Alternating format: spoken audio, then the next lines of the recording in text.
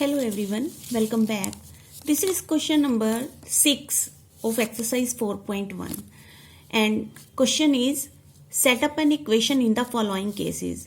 ये कुछ हमें क्वेश्चंस दिए हुए हैं, इस क्वेश्चन के कुछ पार्ट्स दिए हुए हैं, इसको हमें रीड करना है और हमें एक इक्वेशन को सेटअप करना है. जैसे जैसे हम इस स्टेटमेंट को रीड करेंगे वैसे वैसे हमें इक्वेशन को जो है वो बनाना है. तो फर्स्ट क्वेश्चन देखते हैं. Irfan says that he has 7 marbles more than 5 times the marbles Parmeet has. Irfan क्या कहता है कि उसके पास जो मार्बल्स हैं, मार्बल्स पता है ना क्या होते हैं, वो जो कांच की गोलियां होती हैं उनको मार्बल्स कहते हैं. इरफान सेज कि उसके पास 7 marbles more than 5 times the marbles Parmeet has. यानी परमीत के पास जितने मार्बल हैं ना, तो इरफान के पास उसके मार्बल से, परमीत के मार्बल से 5 टाइम्स ज्यादा मार्बल्स हैं उसके पास, और उसमें भी 5 टाइम्स मार्बल्स में 7 प्लस कर दो, इतने मार्बल्स इरफान के पास हैं. एंड इरफान हैज 37 मार्बल्स, और इरफान का हमें टोटल भी बताए हैं कि इरफान ने कि मेरे पास 37 मार्बल्स हैं. सो टेक एम, ब्रैकेट में ध्यान से देखना है, जो भी वो हमें एज्यूम करने के लिए बोलेगा उसी को हमने एज्यूम करना है. So take M to be the number of Parmeet marble. अब जो चीज हमें पता नहीं, अब इरफान ने तो कह दिया कि मेरे पास परमीत के मार्बल से इतने ज्यादा मार्बल्स हैं, लेकिन अभी तो हमें परमीत के मार्बल ही नहीं पता, ठीक है ना. तो सबसे पहले हम किसको एज्यूम करेंगे, परमीत के मार्बल्स को एज्यूम करेंगे, और उसके लिए हमें कौन सा वेरिएबल लेना है, एम, जो भी हमें ब्रैकेट में गिवन होगा, ठीक है. तो उसको लेकर हम परमीत के मार्बल्स को एज्यूम करेंगे कि उसके पास कितने मार्बल्स हैं. So let Parmeet has marbles B, Parmeet के पास जो है वो कितने मार्बल हैं. अब हमने यहाँ पे क्या एज्यूम करना है, एम. मान लो कि उसके पास एम मार्बल्स हैं, ओके. अब अगर परमीत के पास एम मार्बल हैं तो इरफान कहता है जितने मार्बल्स परमीत के पास हैं ना, जितने मार्बल्स परमीत के पास हैं, मेरे पास उसके मार्बल से 5 टाइम्स ज्यादा, यानी कि 5 टाइम्स ज्यादा. इरफान के पास मार्बल क्या है, 5 टाइम्स. 5 टाइम्स का मतलब 5 मल्टीप्लाई बाय एम, है ना. 5 टाइम्स परमीत के मार्बल से ज्यादा मार्बल हैं, एंड 7 मार्बल्स मोर देन, यानी कि, और ये तो है ही है 5 टाइम्स ऑफ मार्बल्स, तो ये हो गए, और इसमें भी अगर मैं 7 प्लस कर दूं तो मेरे पास इतने मार्बल्स हैं. दैट मीन्स मेरे पास 5m प्लस 7, इतने मार्बल्स हो गए. अब उसने अपने इरफान के मार्बल्स का टोटल भी हमें बताया हुआ है, तो हम क्या लिख देंगे, अकॉर्डिंग टू क्वेश्चन. अब हमारी स्टेटमेंट क्या बन जाएगी, इरफान के पास, हमारे पास इरफान के पास कितने मार्बल्स होंगे, ये तो है ही है. So 5m plus 7 is equal to 37. तो हमारी इक्वेशन क्या बन गई, ये हमारी इक्वेशन बन गई, ओके. सेकेंड क्वेश्चन देखते हैं इसका. Lakshmi's father is 49 year old. अब लक्ष्मी के जो फादर की एज है ना वो 49 ईयर्स ओल्ड हैं, okay. He is 4 years older than 3 times of Lakshmi's age. अब वो कितने बड़े हैं लक्ष्मी से, वो लक्ष्मी की एज से 3 टाइम्स ऑफ लक्ष्मीज एज, यानी कि लक्ष्मी की एज का 3 टाइम्स, एंड 4 ईयर्स ओल्डर का मतलब +4, है ना. सो 3y प्लस 4, और उसके फादर की जो टोटल एज है वो भी हमें गिवन है 49 ईयर्स, ओके. तो अब हमें इक्वेशन कैसे बनाएंगे, सबसे पहले तो उसने के फादर की जो एज है वो लक्ष्मी की एज से इतने बड़े हैं, तो सबसे पहले तो हमें लक्ष्मी की एज को क्या करना पड़ेगा, एज्यूम करना पड़ेगा. So we will write let the age of Lakshmi be. अब जो भी उसने ब्रैकेट में हमें कहा है, अब उसने कहा है कि y ईयर्स लेना है आपने, तो हम यहाँ पे क्या लिख लेते हैं, बी y ईयर्स, यानी कि मान लो कि लक्ष्मी की एज जो है वो y ईयर्स है और उसके फादर की एज कितनी है, he is 4 year older than 3 times of Lakshmi as.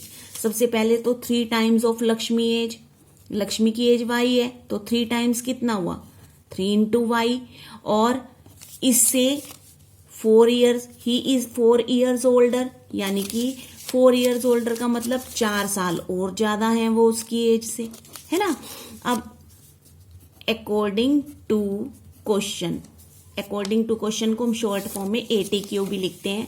अब अकॉर्डिंग टू क्वेश्चन उसके फादर की हमें टोटल एज दी हुई है 49 ईयर्स, तो हमारी इक्वेशन क्या बनेगी 3, इसको यहां पे लिख देते हैं 3 इंटू वाई का मतलब 3y प्लस 4 ईयर्स। ओके, तो यहां पे अब हमारी क्या आ जाएगी 3y plus 4 is equal to 49 years. Okay, so ये इक्वेशन सेटअप हो गई। अब नेक्स्ट क्वेश्चन, नेक्स्ट पार्ट देखते हैं इसका।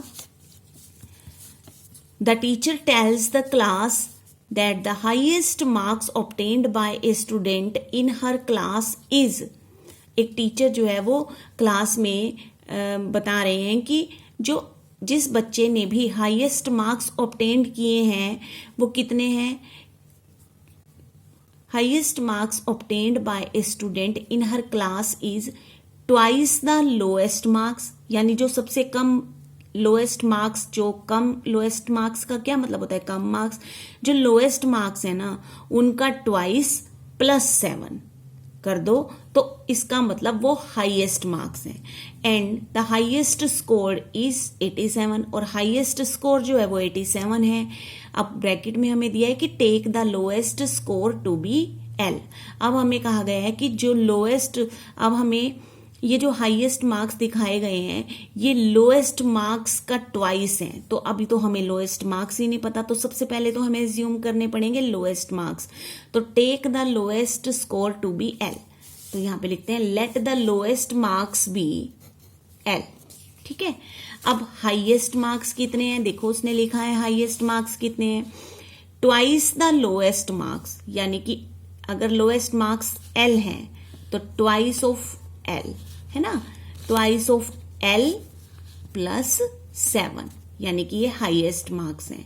अब ये हो गया 2L प्लस 7। ओके, अब अकॉर्डिंग टू क्वेश्चन हमें इक्वेशन बनानी है, तो वो कैसे बनेगी, ये जो ये वाले मार्क्स आए हमारे पास हाईएस्ट, क्योंकि स्कोर हमें देखो स्कोर हमें हाईएस्ट दिया हुआ है ना इक्वल टू में, इसलिए हमें इक्वेशन भी कौन सी लेनी होगी यहां से हाईएस्ट मार्क्स वाली, तो 2L plus 7 is equal to 87।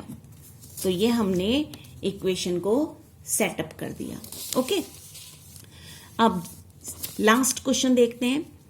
In an isosceles triangle the vertex angle is twice either base angle. एक आइसोसेलेस ट्राइंगल है, कौन सा होता है आइसोसेलेस ट्राइंगल, आइसोसेलेस ट्राइंगल कौन सा होता है जिसकी 2 साइड्स इक्वल होती हैं, उसे कहते हैं आइसोसेलेस ट्राइंगल। ओके, अब उसने क्या कहा कि isosceles triangle the vertex is twice either base angle. अब इसके बेस एंगल कौन से हैं, जहां पे ये धरती पे टिका हुआ है, ये यहां पे ये धरती पे टिका हुआ है, ठीक है, तो इसको कहते हैं बेस, है ना। तो ये बेस पे जो एंगल है ये हो गए हमारे बेस एंगल्स, इनको कहते हैं बेस एंगल्स।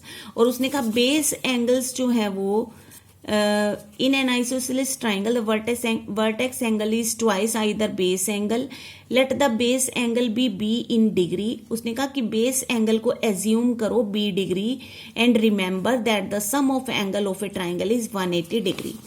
अब उसने कहा जो ये बेस एंगल है ना, बेस एंगल जो है वो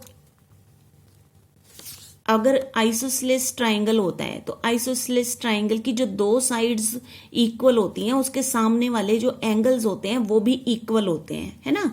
तो अगर उसने हमें एक बेस एंगल बी दे दिया तो इसका मतलब दूसरा भी क्या हुआ, बी हुआ। और वर्टेक्स एंगल कौन सा होता है, जो वर्टेक्स पे है, यहाँ पे है, चोटी पे है, वर्टेक्स का मतलब जो इसकी चोटी पे है, ये वर्टेक्स एंगल हो गया। ये हो गया हमारा वर्टेक्स एंगल, और वर्टेक्स एंगल जो है वो बेस एंगल का ट्वाइस है, यानी कि ये हो गया हमारे पास 2b। ये b, क्योंकि ये भी b, क्यों b? क्योंकि आइसोसेलेस ट्राइंगल के जो अपोजिट सामने एंगल्स होते हैं वो इक्वल होते हैं। अगर ये b है तो ये भी b है, और ये 2b है। और उसने ये भी कहा कि हमेशा याद रखो कि ट्राइंगल के जो एंगल्स का सम होता है वो इक्वल होता है 180 डिग्री के। एंगल्स के का सम मतलब this angle plus this angle plus this angle is equal to 180 degree. कौन सी प्रॉपर्टी होती है? ये एंगल सम प्रॉपर्टी होती है। एंगल सम प्रॉपर्टी में क्या होता है? ट्राइंगल के तीनों एंगल्स का सम जो होता है वो 180 डिग्री के इक्वल होता है। So let the base angles be. अब उसने बेस एंगल को हमें एज्यूम करने के लिए कहा है बी इन डिग्री। सो हम यहां लिख देते हैं बी डिग्री, ठीक है ना। बेस एंगल बी डिग्री है, तो बेस एंगल, ये भी बेस एंगल है, ये भी बेस एंगल है। अगर एक बी है तो ये भी बी है। अब वर्टेक्स एंगल उसने कहा कि बेस एंगल का ट्वाइस है, यानी 2 into b, that is 2b, है ना। तो अब अकॉर्डिंग टू क्वेश्चन हमें पता है ट्राइंगल के तीनों एंगल का सम जो होता है वो कितने डिग्री के इक्वल होता है? 180 डिग्री के। सो हम क्या लिख देंगे यहाँ पे? b plus B plus 2b is equal to 180 degree, और ब्रैकेट में क्या लिख देंगे? Angle sum property. या तो हम एंगल सम प्रॉपर्टी लिख सकते हैं, या फिर लिख सकते हैं the sum of 3 angles of a triangle is equal to 180 degree. यहां पे ये भी लिख सकते हैं हम, the sum of angles of a triangle is equal to 180 degree. ये भी दोनों में से कुछ भी लिख सकते हैं, दोनों ही राइट हैं। ओके, सो अब ये b plus 2b is equal to 180 degree. बस हमें अब देखो b प्लस 2b कितना हो गया? b का मतलब 1b, और यहाँ पे भी b का मतलब 1b। अगर हम इन सबको ऐड कर दे तो क्या बन गया? 4b is equal to 180 degree. तो ये हो गई इसकी equation. Okay, so this was your question number 6 of this exercise 4.1। मिलते हैं फिर नेक्स्ट वीडियो में। Thanks for watching.